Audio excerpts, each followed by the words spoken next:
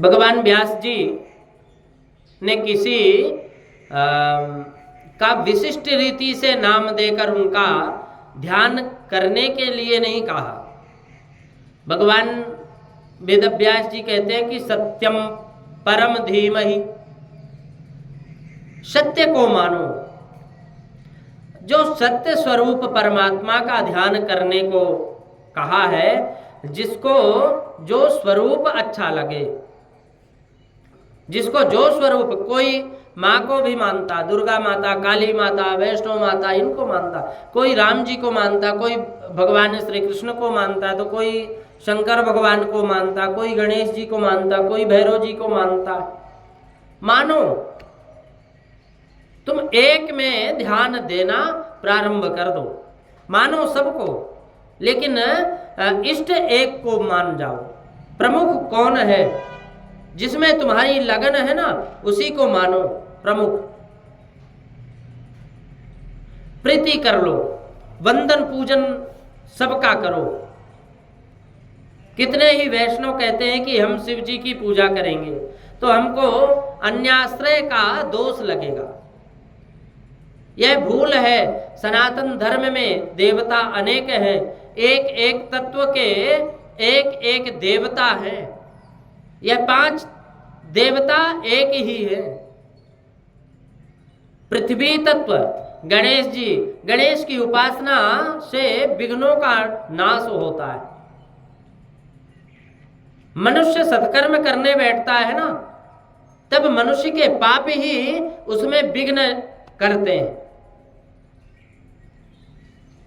कभी आलस्य आ गया, नींद आ जाती है, तो कभी पुरानी बात याद आती है, तो कभी किसी के प्रति क्रोध होगा, उत्पन्न हो जाता है। तो इसलिए गणेश जी महाराज के पूजन करें तो विघ्नों का नाश होता है। गणाधिपति गणपति महाराज विघ्न करता है।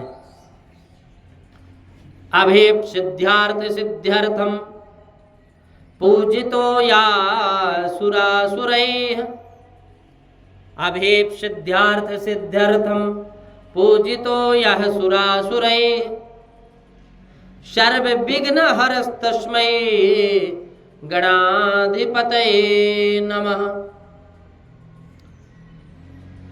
अब भगवान जल तत्व शिव तत्व है, शिव जी है जल के देवता। शिव जी की उपासना करने से ज्ञान मिलता है।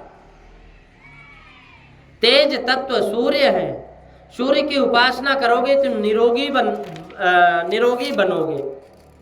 वायु तत्व माता जी है, वायु तत्व, और वायु तत्व की माता जी की उपासना करोगे ना तो धन देने वाली हो जाएगी, धन देने लायक स्वयं बन जाओगे।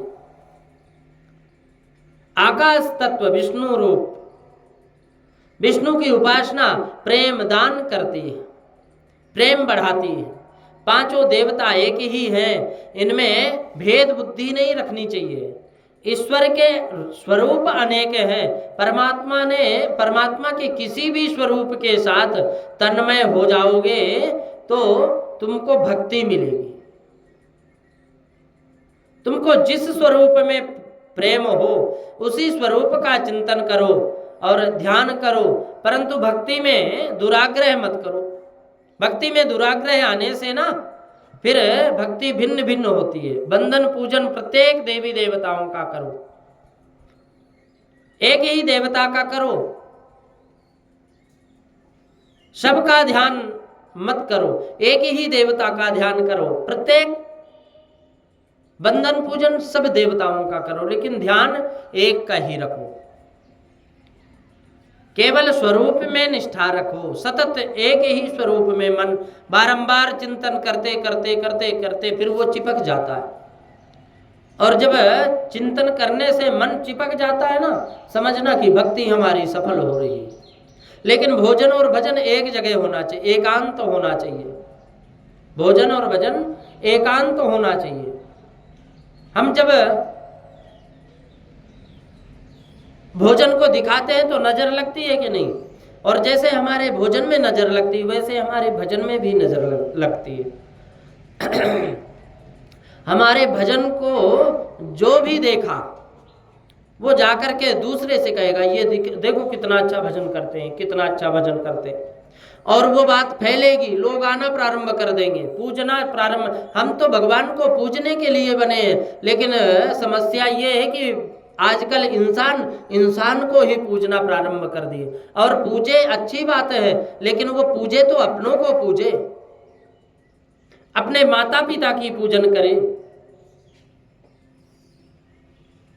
लेकिन यहाँ तो अपने माता पिता को गाली देंगे लोग, अपने माता पिता को भोजन नहीं देंगे, अपने माता पिता को वृद्धाश्रम में छोड़ देंगे, लेकिन जाकर किसी अनजान व्यक्ति के पास जाएंगे और वो अगर थोड़ी सी चमत्कारी बात की तो उसको जाकर के उसको पूजना प्रारंभ कर देंगे।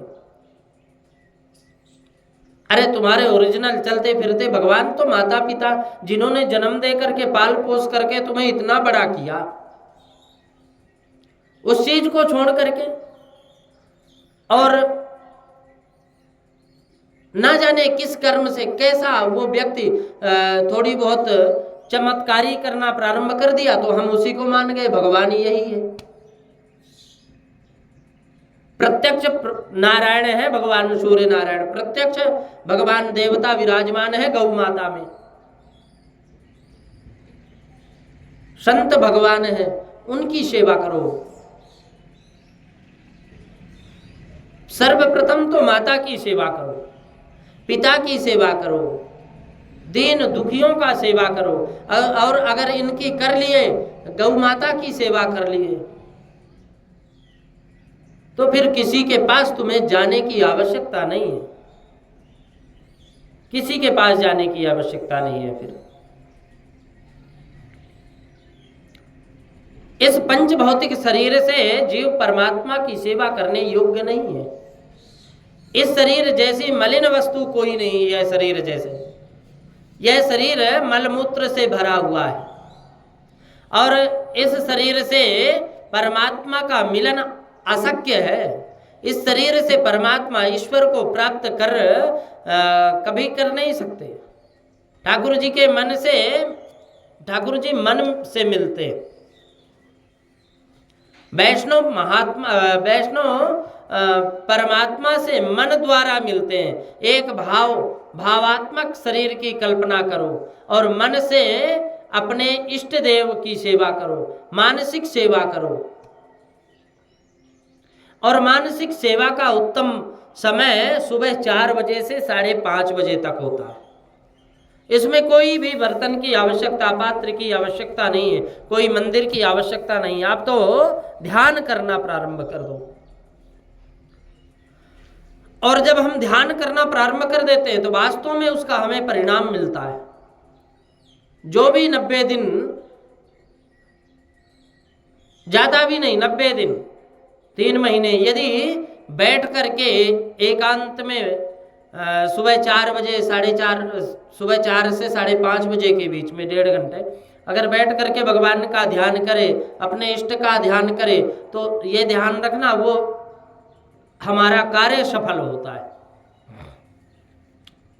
मानसिक सेवा किसी का मुख देखने से पहले ही करना चाहिए।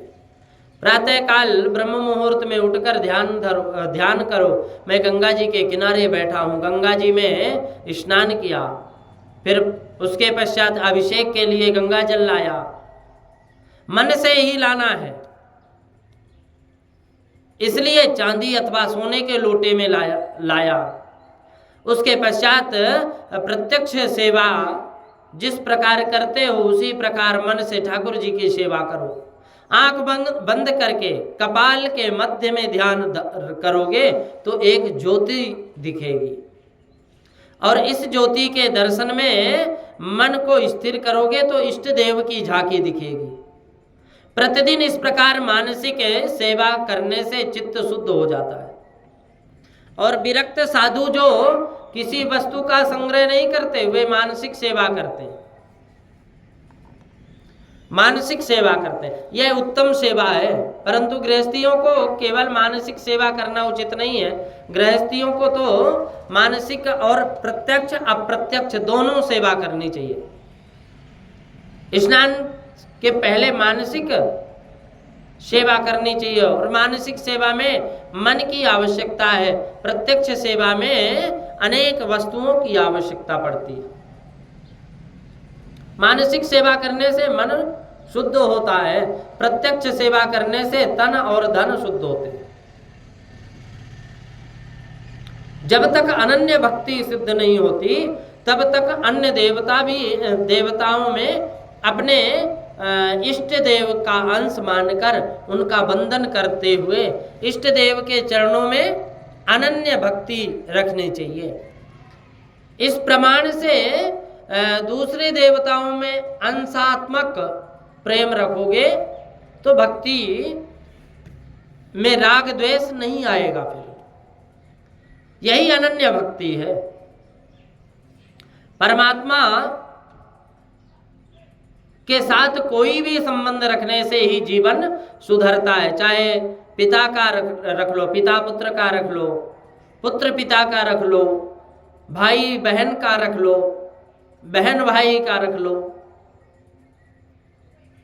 माँ पुत्र का रख लो, कुछ भी रखो, लेकिन रखो तो भगवान से कहो तुम्हारी कृपा से यह मुझे मिला है। मनुष्य में पैसा कमाने की अकल है, परंतु पैसा हाथ में आने के बाद उसका सदुपयोग करने की अकल नहीं है। परंतु पैसा हाथ में आने के बाद उसका सदुपयोग करने की अकल नहीं। तुमको जो कुछ मिला है उसे अपने भगवान के अर्पण कर दो, और बालक को जो कुछ मिलता है वह अपने माता पिता को, अपने गुरु को ला करके दे देता है। परमात्मा को पिता मानो, तुम अज्ञानी बालक जैसे बनो, और या फिर ईश्वर को स्वामी मानो, तुम सेवक बनो। भगवान तो अति उदार है। भगवान कहते बेटा मुझे बाप मानने में कोई संकोच होता हो तो तू मेरा बाप बन जा। मुझे बाप बनाने में तुझे कोई संकोच होता है तो तू ही मेरा बाप बन जा। उससे भी मुझे कोई बाधा नहीं है, मैं तेरा बेटा बनने को तैयार हूं, तू मुझे बालक मान। वृंदावन के एक संत की कथा है। वे संत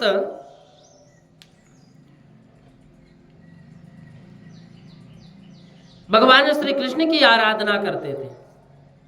उन्होंने संसार को भूलने की एक युक्ति की, मन को सतत श्री कृष्ण स्मरण में लगा लिए, और उसके लिए महात्मा ने प्रभु के साथ ऐसा संबंध जोड़ा कि मैं नंद हूं, बाल कृष्ण लाल मेरे बालक हैं। वे लाला को लाड़ लड़ाते। यमुना जी में स्नान करने जाते तो लाला को साथ लेकर के जाते, भोजन करने बैठते तो लाला को साथ लेकर के बैठते, ऐसी भावना करते कि कन्हैया मेरी गोद में बैठा है। भगवान श्री कृष्ण को ऐसा विचार करते कि भगवान कृष्ण मेरा बालक बन करके मेरे गोद में बैठा है, मेरी दाढ़ी खींच रहा है। श्री कृष्ण को पुत्र मानकर आनंद करते। श्री कृष्ण के ऊपर इनका वात्सल्य भाव था, तो महात्मा श्री कृष्ण की मानसिक सेवा करते थे। संपूर्ण दिवस मन को श्री कृष्ण लीला में तन्मय रखते थे। अब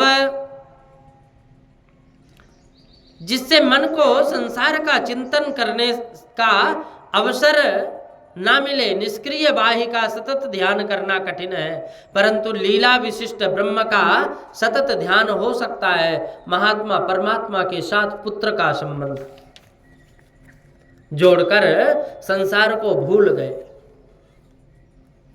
और परमात्मा के साथ तन्मय हो गए। भगवान श्री कृष्ण को पुत्र मानकर लाड़ लड़ाने लगे। महात्मा ऐसी भावना करते कि कन्हैया मुझसे केला मांग रहा है तो बाबा मुझे केला दो, ऐसा कह रहा है। महात्मा मन से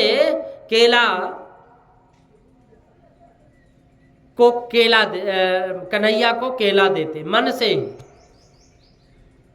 महात्मा समस्त दिवस लाला की मानसिक सेवा करते। और मन से भगवान को सभी वस्तुएं देते हैं। कन्हैया तो बहुत भोले हैं, मन से दो तो भी प्रसन्न हो जाते हैं। महात्मा कभी कभी शिष्यों से कहते हैं कि इस शरीर से गंगा स्नान कभी हुआ नहीं, मुझे एक बार गंगा स्नान करना है। शिष्य कहते कि काशी पधारो। महात्मा काशी जाने के लिए तैयारी करते, परंतु वात्सल्य भाव से मानसिक सेवा में तन्मय हुए कि कन्हैया कहने लगा, बाबा मैं तुम्हारा बालक हूँ, छोटा सा हूँ, मुझे छोड़कर काशी नहीं जाना। इस प्रकार महात्मा सेवा में तन्मय होते। उस समय उनको ऐसा आभास होता कि मेरा लाला जाने की मना ही कर रहा है, मेरा कन्हैया अभी बालक है, मैं कन्हैया को छोड़कर यात्रा करने कैसे जाऊं? तो मुझे लाला को छोड़कर नहीं जाना। महात्मा अति वृद्ध हो गए। महात्मा का शरीर तो वृद्ध हुआ, परंतु उनका कन्हैया तो छोटा सा है, वह बड़ा हुआ ही नहीं। उनका प्रभु में बाल भाव ही स्थिर रहा। एक दिन लाला का चिंतन करते करते वे मृत्यु को प्राप्त हुए। अब शिष्य कीर्तन करते करते महात्मा को श्मशान ले गए, अग्नि संस्कार किया और गंगा जल का घड़ा लेकर के वहां आया। अग्नि संस्कार की तैयारी की। इतने में ही एक 7 वर्ष का अति सुंदर बालक कंधे पर गंगा जल का घड़ा लेकर के वहां आ गया। उसने शिष्यों से कहा कि ये मेरे पिता हैं, मैं इनका मानस पुत्र हूं, पुत्र के तौर पर अग्नि संस्कार करने का अधिकार मेरा है, मैं इनका अग्नि संस्कार करूंगा। पिता की अंतिम इच्छा पूर्ण करना पुत्र का धर्म है। मेरे पिता की गंगा स्नान करने की इच्छा थी, मेरे कारण ये गंगा स्नान करने नहीं जा सके, इसलिए मैं गंगा जल लेकर के आया हूँ।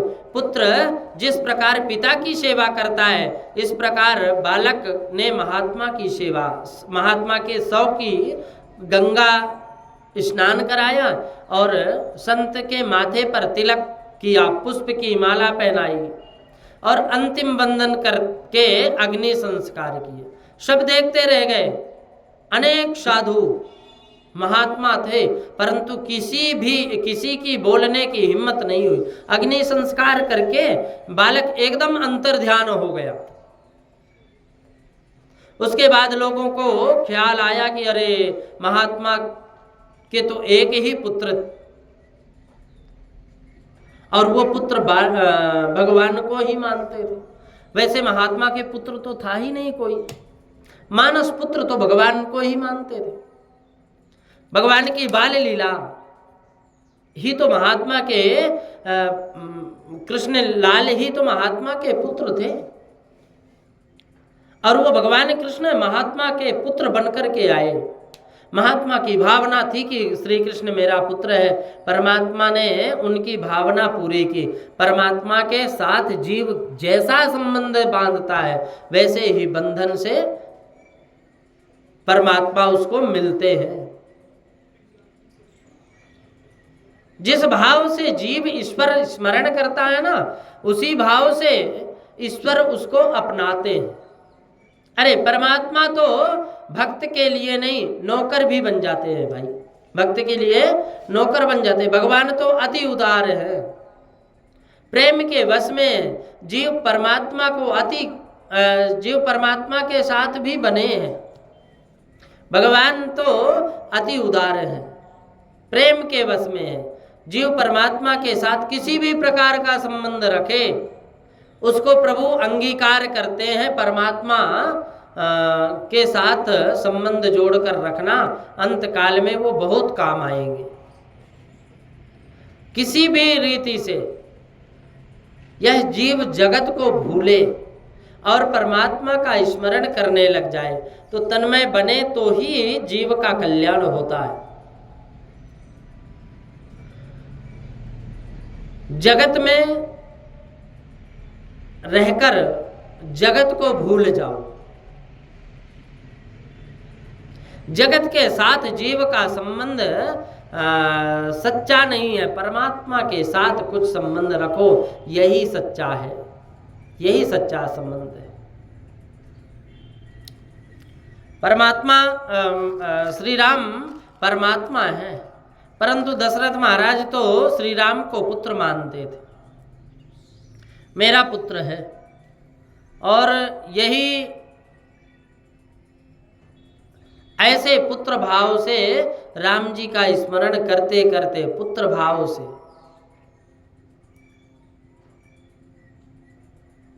लौकिक भाव होने पर भी दशरथ महाराज ने यह भाव परमात्मा के स्वरूप में रखा था। भगवान श्री राम को यह पुत्र समझते थे और पुत्र भाव से राम जी का सतत स्मरण करते थे। अंत काल में राम जी का स्मरण करते करते दशरथ जी महाराज प्रभु के धाम में पहुंच गए। बोलो श्री सीताराम जी महाराज की जय।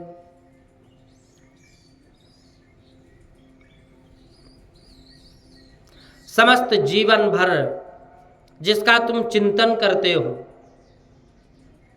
जिसका तुम चिंतन करोगे, अंत काल में वही तुमको याद आवेगा।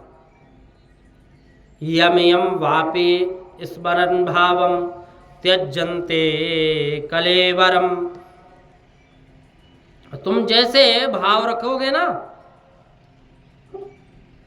अंत काल में जैसे भाव रखोगे वैसा ही तुम्हें तुम्हारा जीवन अंतकाल का फिर प्रागट्य होगा।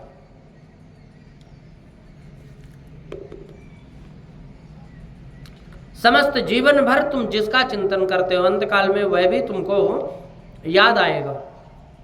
और प्रतिपल ईश्वर का स्मरण करें, उसका अंतकाल सुधरता है, उसका मरण सुधरता है, मृत्यु सुधरती है, और समस्त जीवन जिसके पीछे जाएगा ना, अंतकाल में वही याद आएगा। अतिशय सुख और अतिशय दुख में भगवान को ना भूलो। जो संस्कार तुम्हारे मन में दृढ़ हैं, वे संस्कार ही अंतकाल में दूसरे जन्म में काम आएंगे। ध्यान रखना। पैसे के लिए थोड़ा प्रयत्न करो, 8-10 घंटे मेहनत करो, परंतु पैसे का बहुत चिंतन मत करो। कितने ही लोग ऐसे होते हैं कि थोड़ी फुर्सत मिलते ही विचार करने लग जाते हैं कि भाव बढ़ेगा कि घटेगा, अब क्या होगा। यही संपूर्ण दिवस, सारा दिन द्रव्य का ही चिंतन, पैसे का ही चिंतन करते रहेंगे तो अंतकाल में पैसा ही याद आवेगा। लोग ऐसा मानते हैं कि पूरी जिंदगी काम धंधा करूंगा, काला गोरा करूंगा और अंतकाल में भगवान का नाम लूंगा और तर जाऊंगा। यह मान्यता गलत है, छोटी है, झूठी है, खोटी है। भगवान ने गीता जी में कहा है कि सदा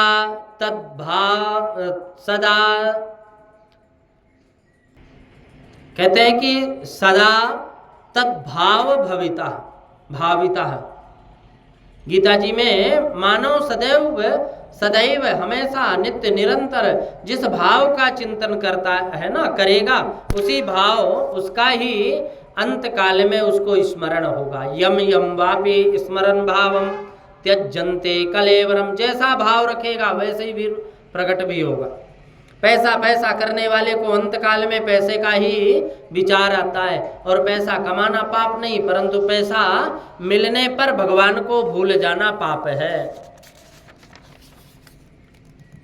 जीवन में पैसा मुख्य नहीं है, परमात्मा मुख्य है। जीवन पैसे के लिए नहीं, परमात्मा के लिए है। अपने ऋषियों ने धन को साधन माना है। देखो, बिना साधन साधना नहीं होगी। हमें जब हवन करने की आवश्यकता होगी तो हवन में हमें सामग्री की आवश्यकता होती है, हमें पैसे की आवश्यकता पड़ती है, लेकिन परमात्मा के लिए नहीं। जीवन पैसे के लिए नहीं है, परमात्मा के लिए है। अपने ऋषियों ने धन को साधन माना है, और धन साध्य नहीं है, साधन है। जीवन में पैसा मुख्य हुआ है। तब से ही पाप बढ़ गया। लोग चाहे जिस रीति से अधिक पैसा कमाने की इच्छा रखते हो, जीवन का लक्ष्य पैसा हुआ और इससे पाप बढ़ा। जीवन में पैसे की आवश्यकता है, परंतु मानव के जीवन का लक्ष्य तो परमात्मा के चरणों में ही जाना चाहिए। मानव लौकिक पदार्थों में, विषय में ऐसा फंसा हुआ है कि उसे स्वयं लक्ष्य का भान नहीं रहता। शरीर, पुत्र, स्त्री, द्रव्य, पैसा आदि असत्य हैं, फिर भी उनके मोह में वह ऐसा पागल है, ऐसा पागल बन जाता है कि ना तो उसे समय का याद रहता और ना लक्ष्य का याद रहता कि हमें हमारा लक्ष्य क्या है। जिस किसी प्रकार उसकी आयुष्य पूरी हो जाती है। भागवत में सुखदेव जी महाराज ने कहा कि निद्रया हीयते नक्तम व्यवायेन चवावयः निद्राचार्थे हया राजन कुटुंब भरणेन वा। मनुष्य की रात्रि निद्रा और विलास में बीत जाती है। निद्रया हीयते नक्तम, उसकी सारी रात्रि नींद में और विलास में व्यतीत तो हो जाती है। दिवस द्रव्यों में, पैसा पार्जन में, उद्यान में, कुटुंब का भरण पोषण करने में पूरा हो जाता है। मनुष्य जीवन के लिए के लक्ष्य को चूक जाता है। 8-10 घंटे का जीवन, 8-10 घंटे से अधिक समय पैसे के लिए दो, ये गलत है। 8-10 घंटे से अधिक नहीं देना चाहिए समय पैसे के लिए, कमाना नहीं चाहिए 8-10 घंटे से ज़्यादा। फिर और गृहस्थ के लिए मनु महाराज की आज्ञा है कि 6 घंटे पैसे के लिए प्रवृत्ति करो, प्रयास करो, तुम मेहनत करो। परंतु अब अधिक कठिनाई है, इसलिए 8-10 घंटे का हो तो भी बाधा नहीं है। अधिक महंगाई है तो 8-10 घंटे तुम आराम से पैसा कमाने का प्रयत्न करो। 8-10 घंटे का बाधा नहीं है। 6-7 घंटे निद्रा में जाए, 8-10 घंटे का समय अर्थोपार्जन में जाए। अधिक नहीं तो जीवन में रोज 4-5 घंटे का समय परमात्मा के लिए निकालना चाहिए। एकदम प्रवृत्ति को छोड़ो ऐसा तो मुझसे कहता नहीं, परंतु प्रवृत्ति कम करो। भगवान कभी नहीं कहते, लेकिन कम करो, थोड़ा समय निकालो। परमात्मा संपत्ति मांगते नहीं है, समय मांगते हैं। पैसे से परमात्मा नहीं मिलते। अगर पैसे से परमात्मा मिलते होते तो श्रीमंत लोग, ठाकुर जी को, पैसे वाले लोग, अरबपति खरबपति जो लोग हैं वो खरीद लेते भगवान को। ये तो 1-2 लाख रुपया भगवान को भेंट करके घर में ही बैठा लेते, परंतु भगवान क्या पैसे के लिए इनके घर विराजते हैं? भगवान बैठा ले। भगवान कहते हैं कि मैं तो लक्ष्मी का पति हूं, तुम मुझे क्या पैसा दोगे, क्या लक्ष्मी पकड़ाओगे, क्या दिखाओगे? मैं तो स्वयं लक्ष्मी का पति हूं।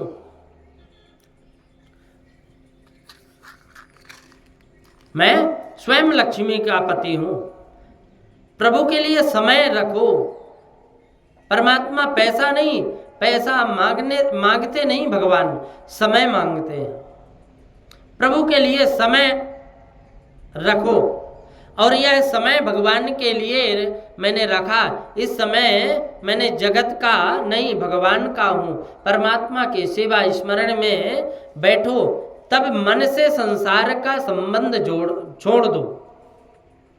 और घर का त्याग तन से नहीं, मन से कर दो। घर का, परिवारजनों का त्याग मन से करो, तन से नहीं। भागवत सेवा स्मरण करने में कुछ नुकसान हो तो होने दो, तन ठाकुर जी के पास और मन रसोई घर में, यह भी कोई सेवा नहीं कहलाती। सेवा करने बैठो उस समय मन से घर संसार का संबंध छोड़ दो और मन ऐसा भाव रखो कि मेरा घर तो भगवान के चरणों में है। इस समय मैं अयोध्या में हूँ, अपने गांव को अपने घर को भूल जाओ। और शास्त्र में ऐसा लिखा है कि जिस देवता की तुम सेवा करते हो उस देवता के धाम में मन से ना रहो तब तक सेवा स्मरण बराबर नहीं होती। तुमको राम जी की सेवा करनी है, तब तक सेवा स्मरण करना जब तक तुम्हारा मन राम जी के प्रति आकर्षित ना हो जाए। तुम अपने शरीर को भूल जाओ, भगवान के चरणों में इस समय मैं अयोध्या में हूं, ऐसा विचार करना।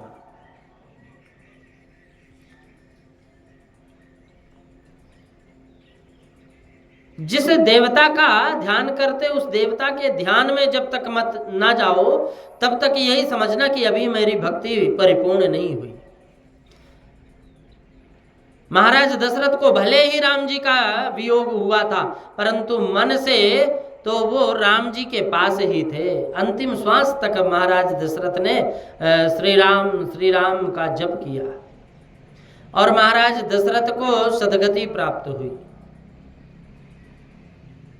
महाराज दशरथ का प्रयाण हो गया, रानियां बहुत विलाप करने लगीं और वशिष्ठ ऋषि को जब खबर पड़ी तो वो शीघ्रता से आए। वशिष्ठ देव जी की आज्ञा के अनुसार महाराज दशरथ का अमृत शरीर तेल की नौका में पधराया गया। सिपाहियों को आज्ञा दी कि कैकेयी देश में जाओ और वहाँ भरत शत्रुघ्न है, उनको खबर दे दो, उनका वो बुला करके लेके आओ, बोलना कि गुरुजी ने बुलाया है।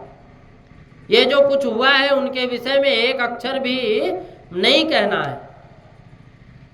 वशिष्ठ जी तुमको बुलाते हैं, बस इतना ही शब्द कहना है। सिपाही तेज गति वाले घोड़े से भरत जी की ननिहाल पहुंचे।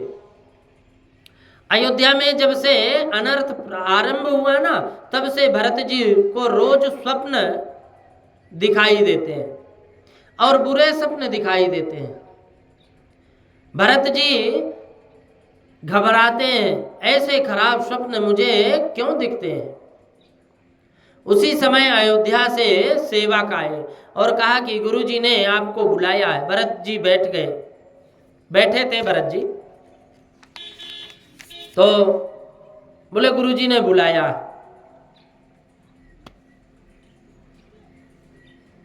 और तुरंत भरत जी खड़े हो गए और तुरंत ही अयोध्या के लिए निकल पड़े। रथ में बैठे मार्ग में भरत जी को अनेक अपशगुन हुए। भरत जी ने अयोध्या में प्रवेश किया। हित हमार सिय पति सेवकाई। अयोध्या में कहीं तनिक सा भी आनंद दिखने को नहीं मिला। समस्त अयोध्या वीरान जैसी लगती थी। समस्त अयोध्या वीरान जैसे लगती थी। बाजार सब बंद थे, लोग काले वस्त्र धारण कर लिए थे। कितने ही लोगों को भरत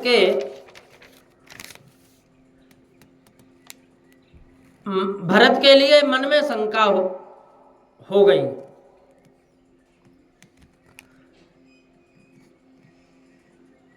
इससे वे भरत को बुरी नजर से देखते। भरत जी घबराए कि अयोध्या में ऐसा क्यों दिख रहा है, वो क्या हो गया। भरत कैकेयी के महल में गए। खबर पड़ते ही वे दौड़ती आई और भरत जी से कुशल समाचार पूछा, मेरे भाई आनंद से हैं।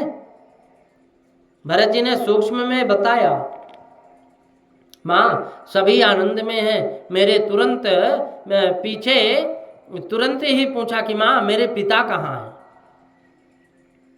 कैकेयी ने कपट किया,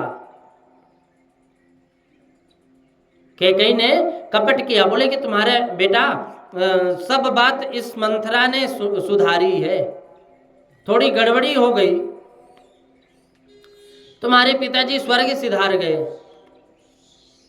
यह सुनकर भरत जी बहुत व्याकुल हो गए, रुदन करना प्रारंभ कर दिए। मुझको पिताजी की सेवा का लाभ नहीं मिला, मुझे पिताजी के दर्शन भी नहीं हुए और पिताजी प्रयाण कर गए। मुझको राम के अर्पण किए बिना ही पिताजी छोड़ गए। तात न राम ही सौंपे मोही, मुझे राम जी के चरणों में सौंपे भी नहीं, राम जी के अर्पण नहीं किए नहीं और पिताजी स्वर्ग सिधार गए। माँ मेरे पिताजी को क्या हुआ था? कैकेयी ने सब कथा सुनाई। राम राज्य अभिषेक की तैयारी हो रही थी। मंथरा ने मुझको शिक्षा दी, उसने उनके अनुसार मैंने तुम्हारे पिता के पास से 2 वरदान मांग लिए। बेटा तेरे लिए मैंने राज्य मांग लिया और समस्त राज्य का अब तेरा ही, समस्त राज्य में अब तेरा ही राज्य है। दूसरा वरदान राम वनवास का मांगा। उस राम जी के पीछे पीछे सीता जी चली गई, सीता जी गई और फिर लक्ष्मण भी चला गया। राम के वन में चले जाने के पीछे तुम्हारे पिताजी बहुत व्याकुल हुए, उन्होंने प्राण छोड़ दिए।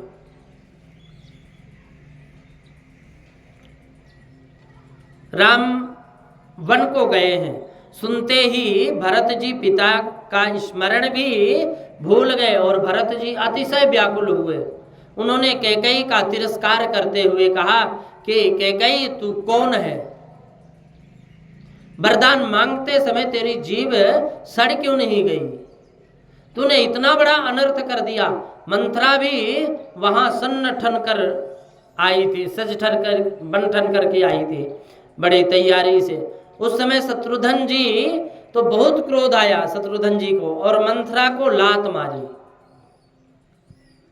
भरत जी ने छुड़ाया, शत्रुघ्न को समझाते हुए कहा कि इसके पीछे तुम क्यों पड़े? हमको तो कौशल्या माँ के घर जाना है। शत्रुघ्न को समझाकर भरत जी शत्रुघ्न जी के साथ कौशल्या जी के महल में गए। भरत जी आए, ऐसा जानते हुए भी कौशल्या माँ को तो ऐसा लगा कि मेरा राम मेरे घर वापस आ गया। कैकेयी की आंख में भले ही विषमता है, लेकिन भरत मेरा है और राम कौशल्या का है। कौशल्या माँ की आंख तो प्रेम भींगी है भी नहीं है, इनकी दृष्टि में तनिक भी विषमता नहीं थी। इनका मन तो ऐसा था कि चारों बालक मेरे ही है। इसलिए भरत जी आए तब कौशल्या जी को ऐसा लगा कि मेरा राम आ गया। कौशल्या जी उठकर खड़ी हुई और भरत जी को देखकर बहुत ही व्याकुल हो गई, उनको एकदम मूर्छा आ गई। कौशल्या जी गिरने को ही थी, तभी भरत जी ने दौड़कर जाकर के माता जी को पकड़ लिया और माँ को वंदन करके कहा कि माँ मेरे पिताजी कहाँ हैं, मेरा राम कहाँ है, माँ सीता कहाँ है? कौशल्या जी ने विलाप करते हुए कहा बेटा तुम्हारे पिता तो बहुत भाग्यशाली थे, उनका जीवन और मरण मंगलमय हुआ है। कौशल्या माँ कहती हैं कि जिए मरे भल भूपति जाना, मोरे हृदय सत कुशिल समाना, जियत राम विधु बदन निहारा, राम बिरह करि मरनु सम्हारा। जीवित रहे तब तक राम के दर्शन करते रहे, और राम के वन में चले जाने पर वे जीवित रह नहीं सके, मेरे प्राण अभी भी जाते नहीं। भरत जी ने समझाया कौशल्या माँ को कि माँ, वंदन करके कहा कि माँ, कैकेयी ने यह जो कुछ किया है उसकी मुझको सजा तनिक भी खबर नहीं थी। माँ, मैंने तनिक भी सम्मति नहीं दी थी। माँ, मैं तुमको ठीक से कहता हूँ, राम वनवास की जो मेरी सम्मति हो तो मैं नरक में जाऊँ। मैं कुछ जानता ही नहीं, अगर मैं जानता तो मैं ब्रह्म हत्या के पाप मेरे ऊपर लगे।